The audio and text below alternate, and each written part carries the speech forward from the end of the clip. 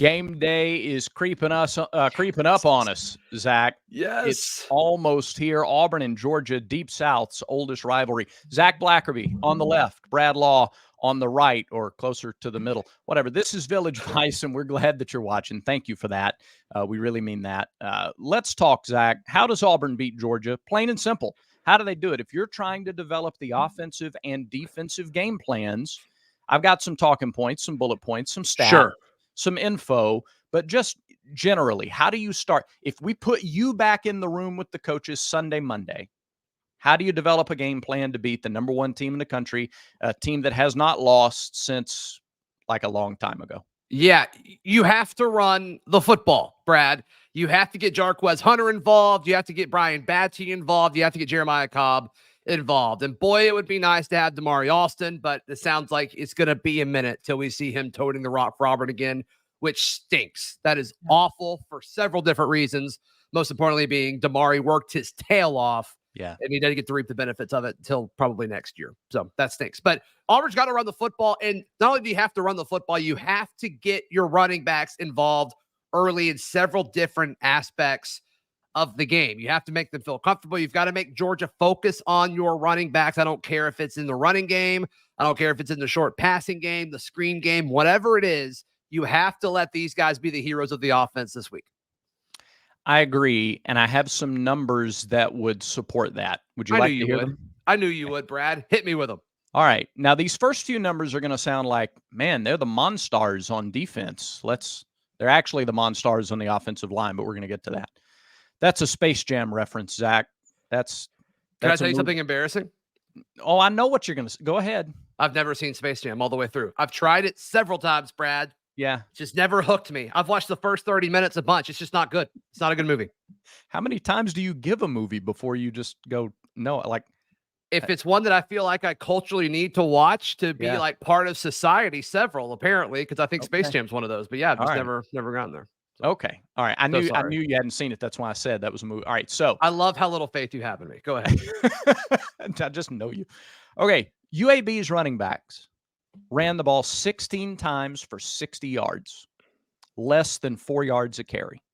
The long run for the Blazers was 19 yards, but that was the quarterback.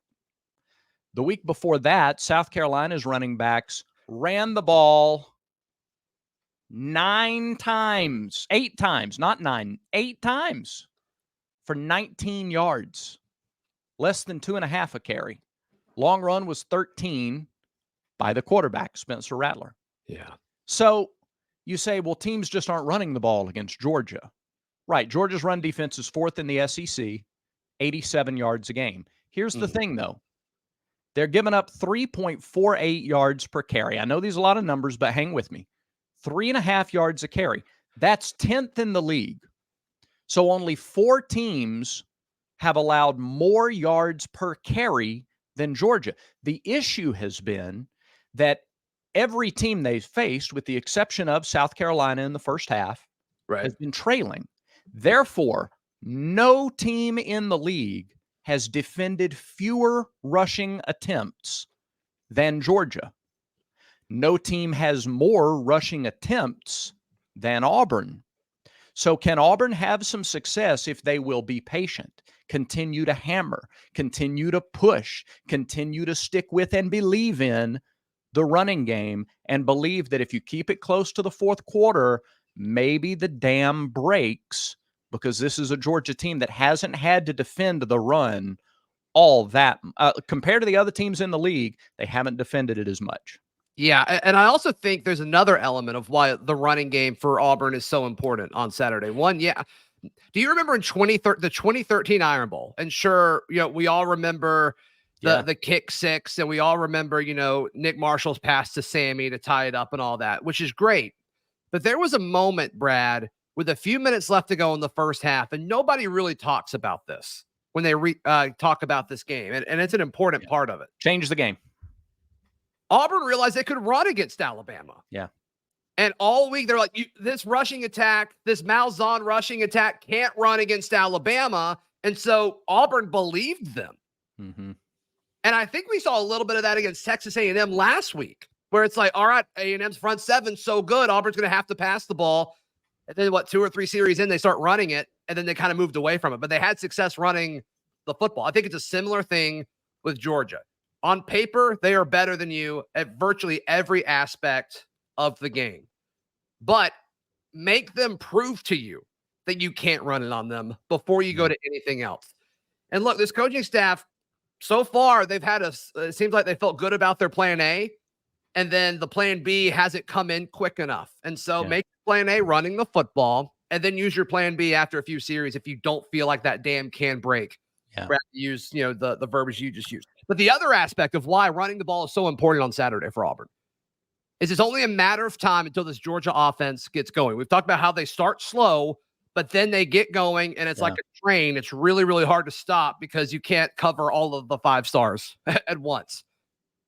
Shorten the game as much as you possibly can. If Auburn offense, give your defense as few snaps that they have to play on the defensive side of the ball as possible. That's how Auburn beats Georgia on Saturday if they're going to do it. I agree completely. You have to take advantage of the clock rules and shorten the game. You can't give this offense that, by the way, Carson Beck passed for 330 plus yards against UAB. I get it was UAB and not Auburn's defense, but still, you can't give the offense 12 possessions. You have to limit them to like 7. Yeah. Yeah. 7 would be with great. These clock rules, these clock rules, it's possible. Absolutely. Now, they are like 3rd in the league in number of first downs. They will hold the ball. They don't mind being patient. But limit the number of possessions that they get. Defensively, do you like Auburn in man or do you like them in zone? The reason I ask that is that offensive line really is the Monstars. Every player on their offensive line, the starting line, I just haven't looked at the depth, but their starting offensive linemen, 4-star or better, top 10 in his state, top 4 or 5, and 4 out of the 5 were top 5 at their position nationally coming out. 3 of them were offensive tackles. They've only given up 4 sacks, tied for the fewest allowed in the league. So you're not consistently going to beat them off the edge. You're not going to do it with your linemen.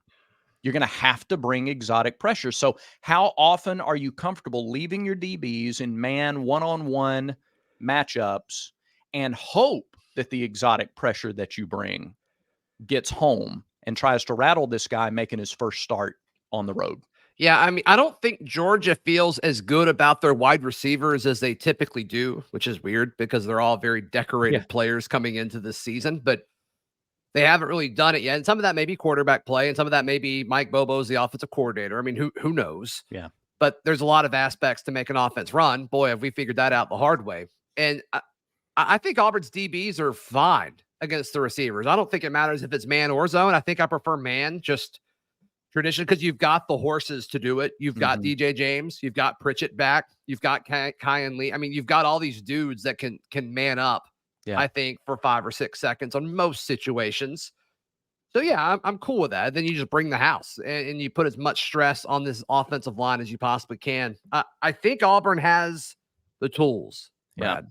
I think Auburn has the tools. You got to play with that reckless abandon defensively. You got a bye week next week. It does appear Zion Puckett, I mean, he's been practicing this week, and Donovan Kaufman's he's been practicing this week. Those guys they have the spatial awareness and the awareness to know we got a bye week. It's a rivalry game. We know what this is about, and we got to get home. When you send the pressure, you got to get home. Carson Beck is, I think, 3rd in the SEC in EPA against pressure, against a blitz. But Connor Wigman was 2nd at 51%, Beck's at 50%. And Auburn, when it got there, was able to affect Wigman last week in College Station. They didn't get the offense going until he was out of the ball game. So if you can get that, there were also a couple of times in that game where guys brought pressure, but either they started too late, or there was once where a guy just pulled up before he got there. He looked like he had time to get there, and he kind of pulled up. So that's right. You cannot do that. There has to be full motor the entire time when you're bringing pressure. Yeah, I'm with you. All right, let's move on to our buy-sell segment. And of course, it's brought to you by our friend, Ross Kilpatrick. He's serving the Auburn area with locations in Auburn, Lake Martin, Fort Walton Beach, Florida. From Auburn to Lake Martin to Emerald Coast of Florida. Contact Ross Kilpatrick with Exit Realty Anchor South for all of your real estate needs. He's an Auburn guy too, so he gets us. He gets us. Yeah, he's intelligent because he sided with you on most of the picks last week too.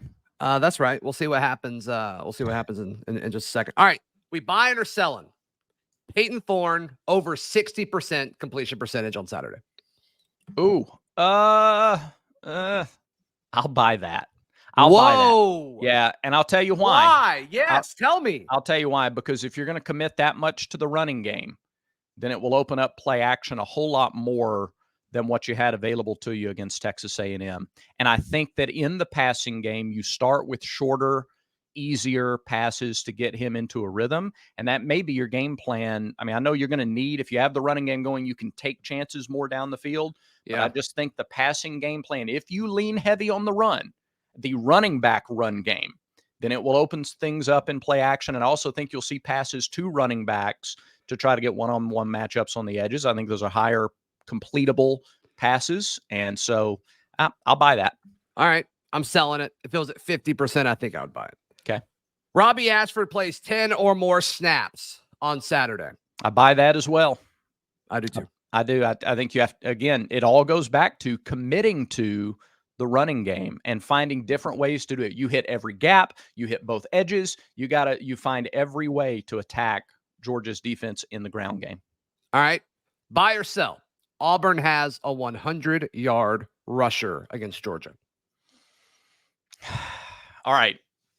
Does it happen or can it happen? No, are you buy or selling it? Does it, if it happens or not? Are you going to buy that Auburn has a 100-yard rusher? Or are you selling?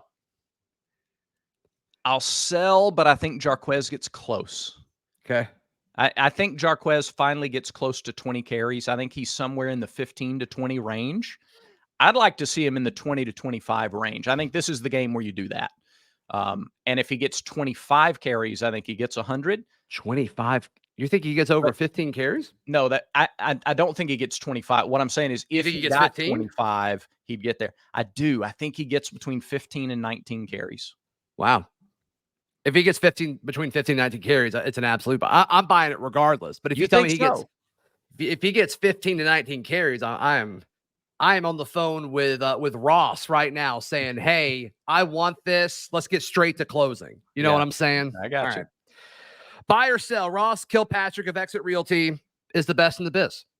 Oh, 100% buy. I don't even have to. Yeah, like no hesitation. No hesitation. That's a buy. I'm buying it too. That's great. Buy or sell? Auburn has a wide receiver, specifically wide receiver, with 5 catches on Saturday. No, Rivalry doesn't count. Sell. I'm selling too. I think the number of passes and the way that it's distributed will be too low for one receiver to get 5 catches. If I opened it up to anyone, does that change your mind? Rivaldo or a running back? No. I still think it's spread around. I think the leading receiver has 3 or 4. I think your running backs get more involved. They get more catches. So, nope, I would sell. Who has more catches this weekend, receivers or running backs? That's not a buy-sell question, Zach. Okay. I know. I'm just asking you questions. Okay. I've got one more buy-sell. I don't want to rush it.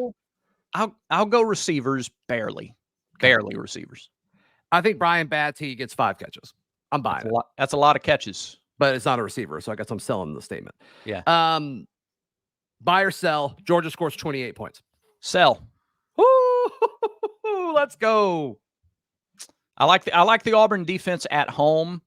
Unless Georgia can start a whole lot faster, and if they can in that environment, God bless them. And I know they're getting better, and I know Carson Beck's getting more comfortable. But again, A&M was scoring 40 points a game when they came in. Or when they were playing at home last week, and they got to 27 because of a garbage run late in the ball game. Yeah. So, no, no. Yeah. I'm selling it too, but I think that's around where they're going to get. I think they're going to get between 24 and 30. I mean, I think that's going to be the sweet spot. And it's like, can Auburn outpace that? My gut says no, but we'll see. The line's 14.5 for a reason, according to our friends at MyBookie. So that does it for this week's buy sell. Once again, he's serving the Auburn area with locations in Auburn, Lake Martin, Fort Walton Beach, Florida. Whether it's in Auburn, Lake Martin, the Emerald Coast of Florida, contact Ross Kilpatrick with Exit Realty Anchor South for all of your real estate needs. And of course, he says War Eagle. No doubt. Thank you, Ross. You seriously, you guys need to call. That's another way you support this show, by the way, is by supporting the ones who sponsor this show. That's right. And you benefit from it as well, clearly. Speaking of benefiting, MyBookie. You've only got a few days left to take advantage of this. This will lead us into our Village Vice 6-pack. So for first deposits, you go to our friends at mybookie.ag. And for the remainder of this week and weekend, MyBookie is offering their biggest welcome offer ever, which is a 110% deposit match on your first deposit. 110% match on the first deposit. So you say, I feel really good about this weekend. I'm going to put $1,000 in. Well, you look at your account, all of a sudden it's not 1,000, it's 2,100. So you more than double your money before you ever place your first bet with our friends at MyBookie. Just go to mybookie.ag and use the promo code NEXTROUND. Got to use that promo code. It is exclusively through our show and the shows at Disrupt Media. You can only get it with the promo code NEXTROUND. Bet anything, anytime, from anywhere, only with MyBookie. Okay. 6-pack time, baby. Let's go. We have got, again, I love this time of year where every week you're going to have a ton of intriguing games to pick. And it actually starts on Friday. Number 10, Utah. 19th ranked Oregon State. Corvallis. Oregon State's a 3.5-point favorite at home. Yeah. Do the Utes take their first loss or do the Beavers get it done? Utah wins this game. Wins this game. I've said it the last few years. Utah is the most underrated football program in all of college football. They're 4-0 without their quarterback. I think they keep that trend going. Okay. I'm going to disagree with you right off the bat. And not just for the sake of conflict, but I like DJU, as they call him up there. Mike Reese, the play-by-play guy, doesn't even try to get the name. You're the only person to ever say that, so that's great. That's right. So there you are. Oregon State gets the win at home. Texas A&M and Arkansas in Arlington. A&M 6.5-point favorite. Max Johnson, the quarterback. No Connor Wegman out for the year. Hogs look good on the road in Baton Rouge last week. KJ Jefferson poise. Who do you like? I like Texas A&M. I don't think Arkansas is very good. I said that going into the year. I think KJ Jefferson is the lone bright spot, and I think even at times he's looking a little bit inconsistent. I think he may be feeling a little bit of the pressure that was put on him all off season. So I'm going with Max Johnson. I thought A&M looked better with him. No offense to Connor Wegman, who reports coming out of College Station he's out for the year, which is awful. That stinks. Yeah, that stinks because he was really starting to ascend. But Max Johnson's he's a veteran guy. He's been in this conference for a long time. Seems like he and Bo Nix have been playing college football about the same amount of time, a very long time. But since Space Jam came out. I wouldn't know. But I'm going Texas A&M. You? Right, I think I am too. Yeah, I think with a full week to prepare with Max Johnson, I like what Bobby Petrino and the staff can do. Sure. All right. Kentucky is a 1-point favorite at home against number 22 Florida. Florida looked pedestrian last week in a non-conference win. Kentucky off to a 4-0 start. Cats at home, yes. Gators on the road. Yeah, I'm taking the Cats at home. I think Kentucky extends that to 3 straight years where they beat Florida, which would be historic for that program and what Stoops is doing up there. And look, I think Florida's ranked because they beat a Tennessee team that we thought was better at the time. And now, like, if they were to beat Tennessee, it'd be like, oh, okay. Yeah, that's cool. 2 middle of the SEC teams playing each other.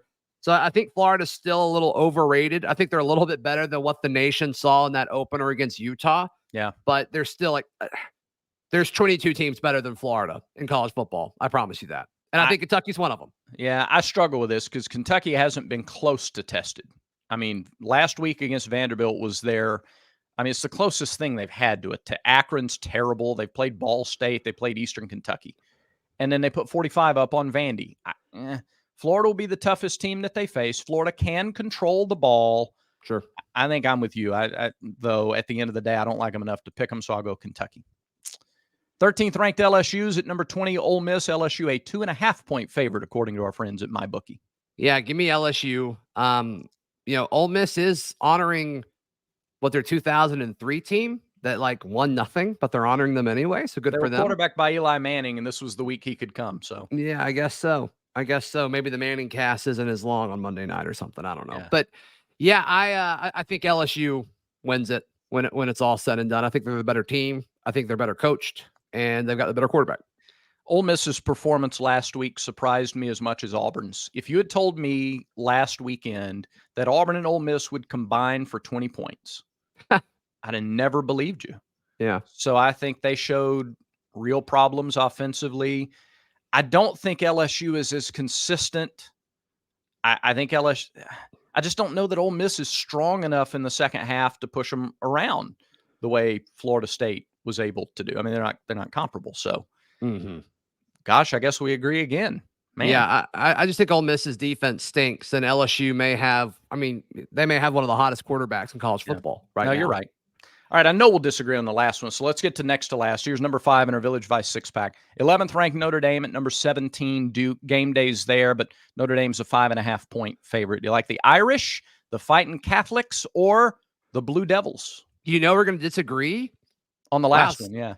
Oh, okay. All right, well, I'm taking Notre Dame here. You're going Notre Dame. You're not a believer in Duke yet. No, I'm not. Yeah, I'm going Notre Dame. All right, we disagree on that one too. Duke is the, I think, 4th best team in the country on defending passes downfield. That defense is tough. I think that defense is legit, especially for that league. And I think Notre Dame, coming off the huge letdown at home against Ohio State last week, no way can they get back. I think it'd be very difficult. You think that beats them twice? Yeah, I think it does. I think it beats them twice. Yeah, I think they bounce back because of it. They've got veteran leadership there. They've got a young head coach that's fiery. I think it's going to get them pumped up. So they do have that. Yeah, I'm taking the Irish, but I see where you're coming from. Sure. Not going to be enough for them to win, but they do have that. So got it. All right, number 1, Georgia. They haven't lost since we were all in masks. Auburn, Jordan Hare. 14.5 is the line for the Bulldogs. Go ahead. Yeah, Georgia wins. I think Auburn does cover though.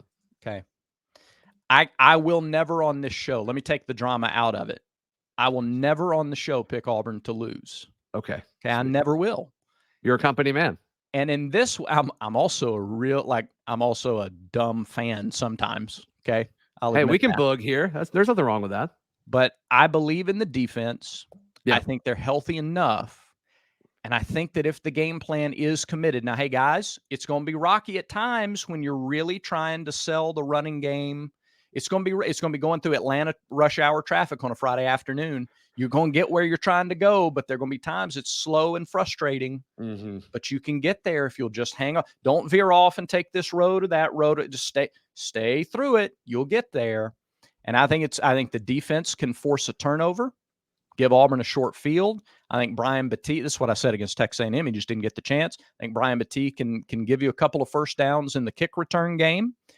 And I like a game where both teams are in the teens. I like some silly final score of like 19-14 or 19-17. Neither team gets to 20, and it's a big banner benchmark day for Auburn. I hope you're right. There you go. I hope you're right. Me too. Everyone have a great weekend of football.